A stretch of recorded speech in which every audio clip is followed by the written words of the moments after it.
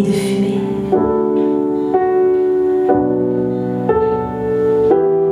Quand on n'arrive plus à distinguer le blanc du noir et l'énergie du désespoir. Le téléphone pourra sonner.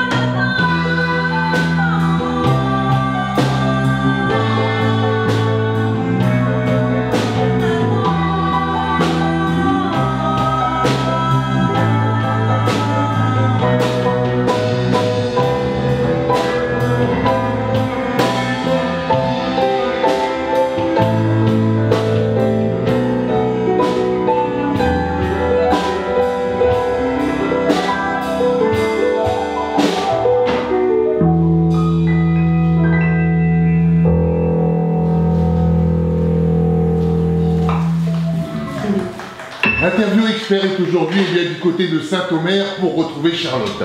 Charlotte, bonjour, comment ça va? Bonjour, ça va très bien, merci beaucoup. Merci. Alors, comment s'est passé effectivement dans un premier temps cette reprise, puisqu'on sait aujourd'hui que ce sera effectivement avec une reprise que vous faites aujourd'hui du côté de Saint-Omer, une reprise pour retrouver effectivement les sensations pour les prochains concerts. Alors ça se passe comment? Écoutez, ça se passe très bien, ça fait déjà du très bon moral de nous retrouver tous ensemble et puis de pouvoir reprendre les compositions, revoir les sets listes de nos concerts.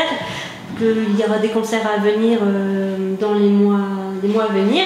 Oui. Et donc voilà, donc, on a pris le temps de se revoir et de refaire quelques essais, rebriefer un petit peu l'équipe et voilà, c'est que du bonheur. Vous pouvez nous présenter votre équipe? Bien sûr. Alors ici, Jean-Bernard Dagbert, donc, qui est claviériste, pianiste, musicothérapeute.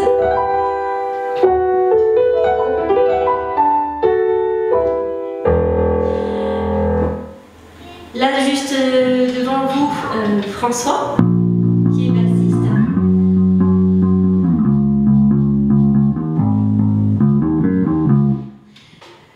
Et aux percussions, vous pouvez voir Benjamin.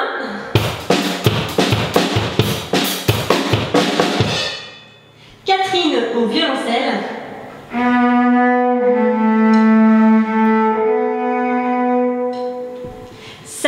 Samuel donc à la guitare électrique.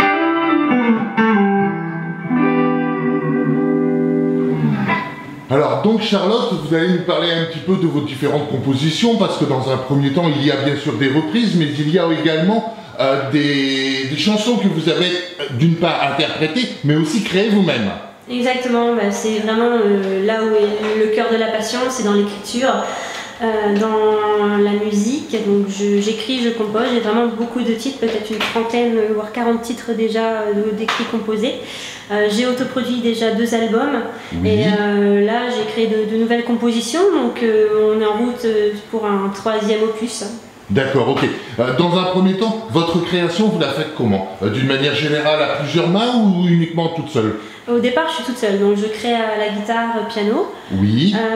Donc je commence toujours par la mélodie et ensuite les paroles. Généralement, les deux viennent en même temps, simultanément. Je ne sais pas pourquoi, expliquer à cet instant T comment ça se passe, mais j'ai une certaine émotion à un moment donné qui a besoin de sortir et je l'écris.